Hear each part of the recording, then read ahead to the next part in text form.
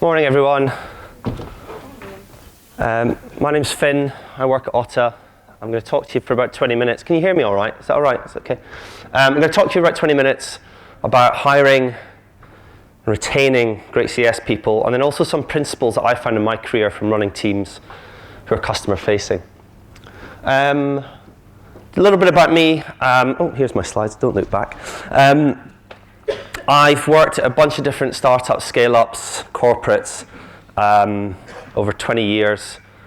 I worked at Google for 5 years. I was the first employee for Waze in the UK and built that business.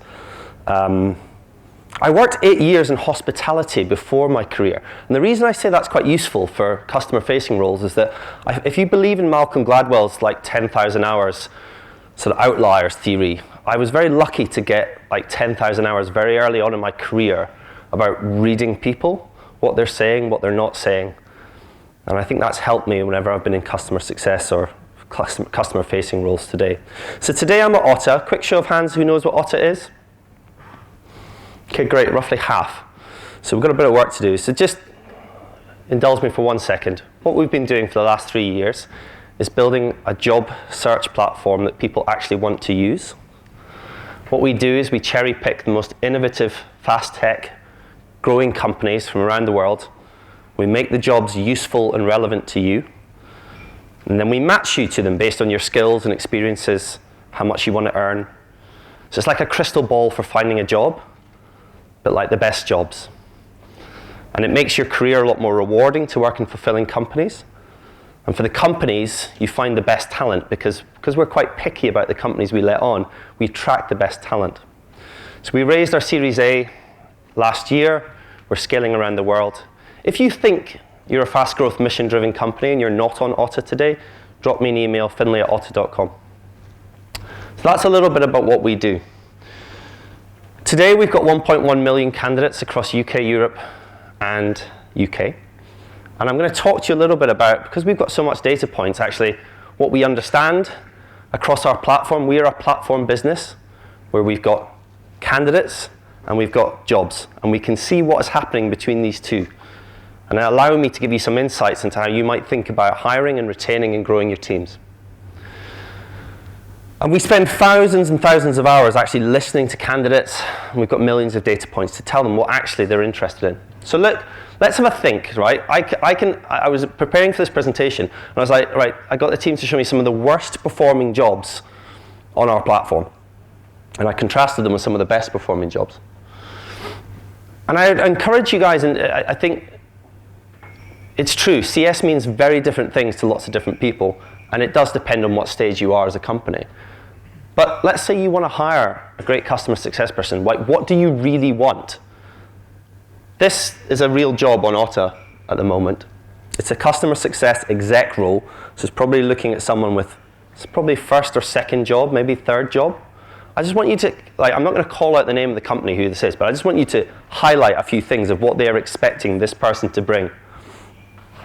They want you to be able to deal with senior stakeholders. They want you to be a proven salesperson, but also via remote channels. They want you to look after support. They want you to lead on inbound sales. They want you to be able to adapt at cross-selling.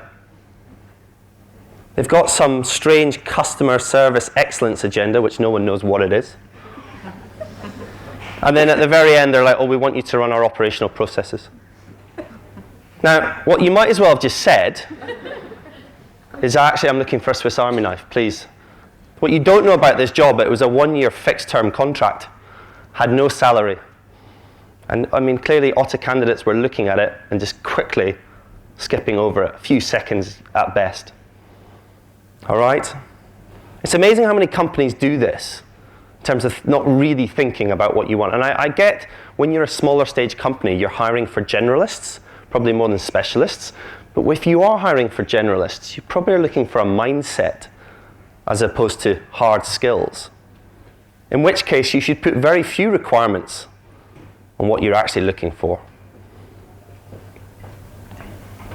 I'm going to talk to a little bit about what candidates want. So when you sign up for Otter, and you might well do that today to have a look at some of the jobs, but if you sign up, the first thing you're faced with is actually a quiz. Because we want to get to know you. Because if we know you, we can recommend jobs better for you. Because it's not about having thousands and thousands of jobs. It's about having the right 5 to 10 jobs for you. These are the 12 things that we give people to choose from when they sign up. Have a read of them for a moment. Which one do you think ranks top for when candidates are looking for their next job? Does anyone want to be brave enough to shout out what they think people are most interested in?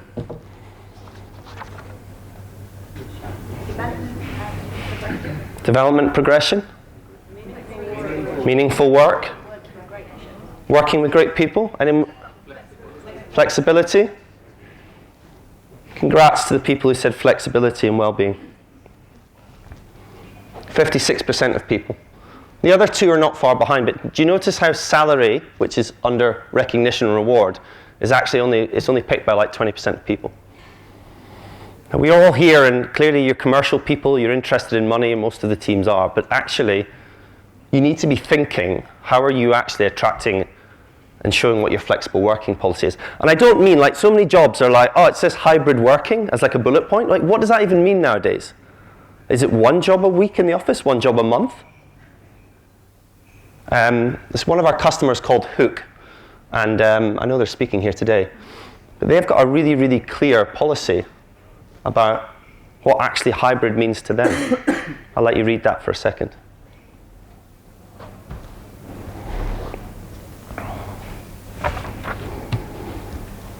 It's clearly signaling what it actually means. This goes down really well with candidates, as it's very clear what you're actually talking about is people that can actually come in, and it's not about being present, it's about output. These are the type of things you need to be thinking about as an organization if you're not already. The next one is salaries. Quite a contentious topic. We put this billboard up in London last year, and it's gone viral online umpteen times because people really care about it. It drives an emotional engagement in people, unlike most other things with regarding to jobs. It's not just a good, like, nice fuzzy feeling thing to do. The honesty with salary transparency is that it is the best way to combat the gender pay gap. And I'll give you a stat which shows this. When people are entry-level graduates, postgraduates, or from school, and they sign up to Otter, men and women select the same starting salary. But as your careers get older, it is a learned behavior that women select lower salaries when they progress in organizations. By junior to mid-level, it's about 7%, and when you go to expert level, which is like 9 years above, women on average are selecting 13% less the jobs they're going for. So it's not just something you should be thinking about, it's something you should be thinking, if we're transparent with our salaries, it is the very best way of being able to combat this. I know it's not always easy, but you should be having conversations about this, in my opinion. Have a look at this role from Yieldify, one of our customers here. It's Client Services Manager, but it's largely a CS role. Very clearly marked what the salary band is.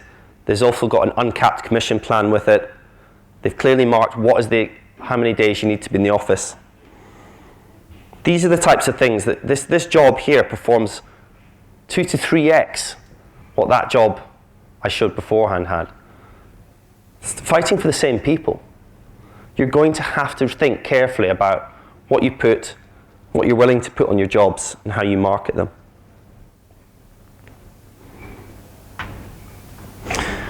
So just to finish the first half of the talk, jobs with both salary and diversity inclusion information receive more than double the number of applications with neither. Even if you're not the most forward-thinking business on DE&I, just by having a statement and showing what you're doing about it actually helps your applications on Otter. I'm going to pivot for the next bit to talk a little bit about principles on developing customer success that I've learned in my career. And I think a lot of customers in this room, or businesses in this room, will be on this journey between being like a self-service tool to trying to become like a trusted partner of your customers. And I think I think about this a lot. We're not actually competing with lots of other companies. We're actually competing for time. And in order to be influential in an organization, you need two things. You need credibility, i.e. your argument stacks up, and you need believability. So people believe in your company or they believe in you as a CSM.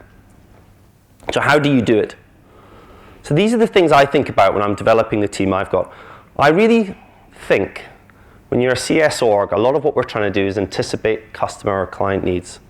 And I think these questions are useful to understand. Do you understand my business? Can you find an insight on my business, especially via the competition? Can you show me things out with my immediate sector, a case study from some other sector overseas? And very much like tying it all back to really three main business objectives. If you can show someone how it either increases their sales, reduces their costs, or gets the business working better together, your customer will probably listen to you. I've had customers that share their business plans with us because they feel as though they'll get some value back by doing so. One of the things that we talk to customers about when we talk about having data allows you to challenge, we show this to companies as well. Hiring well is a competitive advantage. I can't tell you how many people we've rejected who've told us it's the best hiring process they've gone through and they've recommended us. These are people we've rejected for roles. Every Otter company, we put front and center on their profile if candidates are likely to get a response back from your companies. The best talent won't apply if they don't think they're going to get a response. And we can show that with data. And I think this is my point, is that you've got to try, and if you want to lead and become a trusted partner, it is about educating and evangelizing on the right metrics. And your CS teams need to be doing that. And this is the type of thing that we say to customers, that actually 76% more applications per job than the bottom 100 companies you get. So, how do you do this? Like, how do you actually become really embedded? I like to think about instincts in conjunction with data. And it reminds me of this story I heard about a Disney exec in the year 2000. He just joined Disney, and he went and walked and bought a ticket for the Disney on Ice show. And as he was waiting to go into the venue, he saw all of these mums and their children predominantly had handmade Disney costumes for the show. And he was like, these are amazing costumes. If Disney made these, would you buy them? They all said yeah. Like today, it's a $6 billion business for Disney. And it was all because someone actually went along and just went to an event and just looked at what people were doing. The reason I say that is because I think a lot of the time in our businesses, we've got data points for everything, and sometimes not enough insight around it. And I think everyone can do this.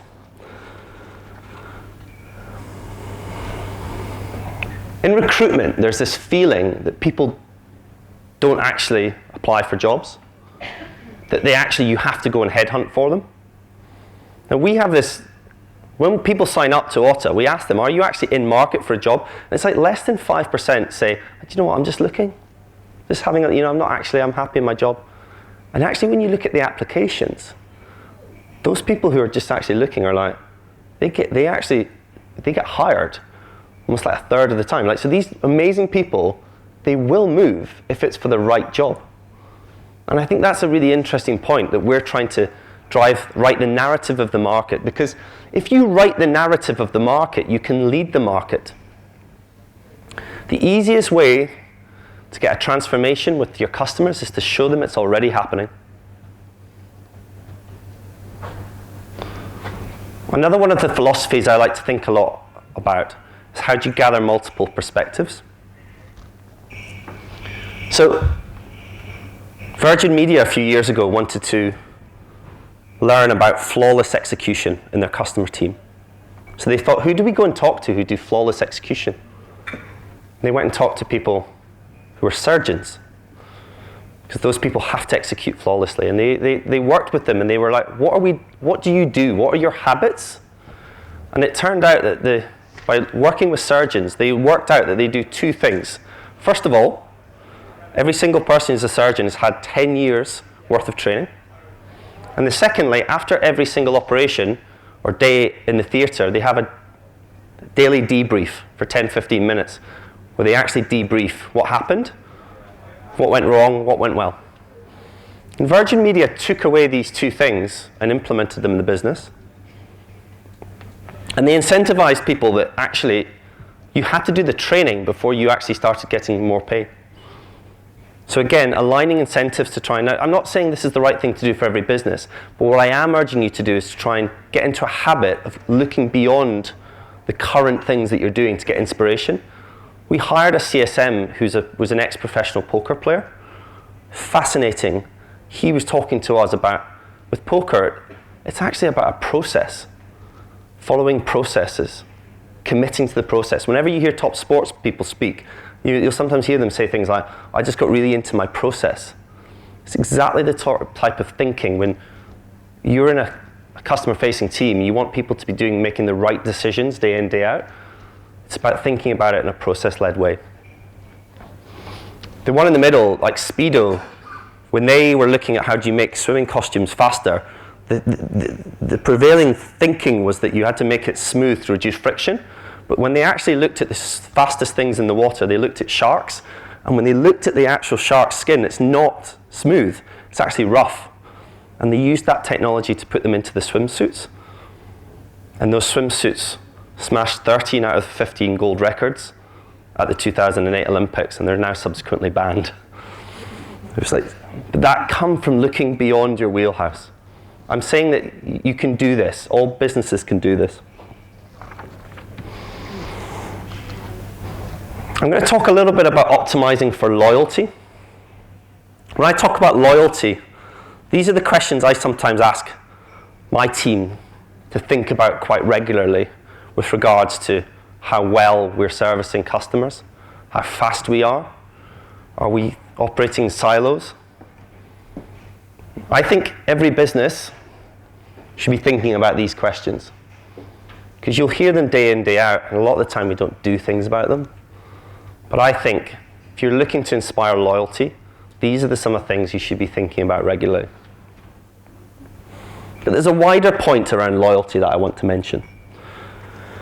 It's not just loyalty of your customers. It's loyalty of your staff. And your best customers, of course, they'll do the selling for you. We found this at Otter more than most. And what you've got to realize, I think, with loyalty is that a lot of people think, well, my product is better than my competitor's product, therefore I'm due to, I should be able to win that deal or renew them or whatever it might be. I would urge you to think that actually with loyalty, there's two things going on. There's rational. So for us, does Otter drive me hard for my business? That's like a rational thing. But then there's an emotional thing going on. What's amazing about Otter we have is that a lot of people find their jobs on Otter. And that is an emotional response, which actually helps us a lot. Because finding fulfilling work is such an emotional thing.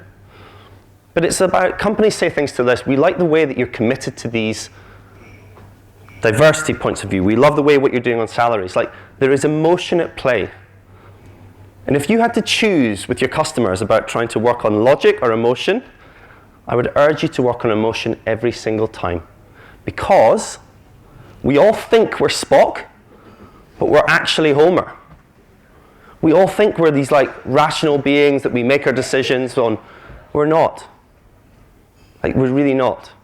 You make your decisions based on factors. And this is why I like relationships. For all of you in the room, your relationship to your customers. How many of you are going to spend time this December actually thanking your customers for your business this year? Anyway, optimize for emotion, not logic. There's a reason why entertainers get paid more than teachers. Lastly, so I'm near coming to the end, focus on yourselves. It's true. It's a tougher macro environment for everyone. Many of you will be looking and thinking, we've got more well-funded competitors and whatnot. I just want to give you a quick story. 10 years ago in September 2012, the Waze team were quite nascent. We had about 20 million users of the product around the world.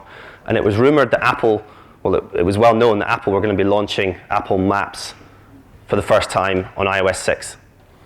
And actually at Waze, this was a moment where everyone was very worried because we thought this was the moment that our company was going to be killed. We've been doing very well. And guess what? Apple launched a product that was piss poor, like terrible. Now, if you launch Siri and it's bad, it's maybe not the end of the world because not everyone needs it, but maps are pretty important. And Google Maps didn't have an iOS 6 app. So all of a sudden, everyone was having to use maps that was telling them you're in the wrong place, the directions didn't work. Tim Cook had to actually issue an apology, and in that apology he said, while we get our act together, you should use services like Waze. Can you imagine that? Little old Waze. That day at Waze is still celebrated every year, but called Tim Cook Day. Right? It's the biggest spike in downloads the company ever had. And 6 months later, Google acquired the company for $1 billion. I'm saying, the reason I'm telling you this story is because a lot of time, it's very easy when you're in customer-facing teams to think the world around us, competitors are doing this and that.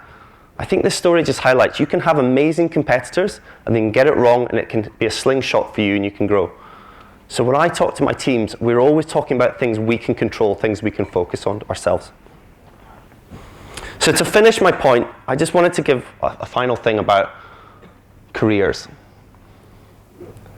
People who leave school or university today are likely to have 25 jobs from graduation to retirement. 25 jobs across 7 different sectors. Like, you're going to have to reinvent yourself multiple times in your careers. What you learned 10 years ago isn't going to get you far for the next 10 years. So I hope what I'm talking about tonight, my dad worked in the oil rigs up in the North Sea. He was all 18 years, 2 weeks on, 2 weeks off, same thing. Like, oh my God, like, we get to do much more rewarding careers, and you've got so much choice. Everyone in this room by nature will have choice of where you can work, where you can live. My challenge to you to finish today is, how will you reinvent yourself? How will you use some of these principles to think about how you develop, how you grow? Thanks very much for listening.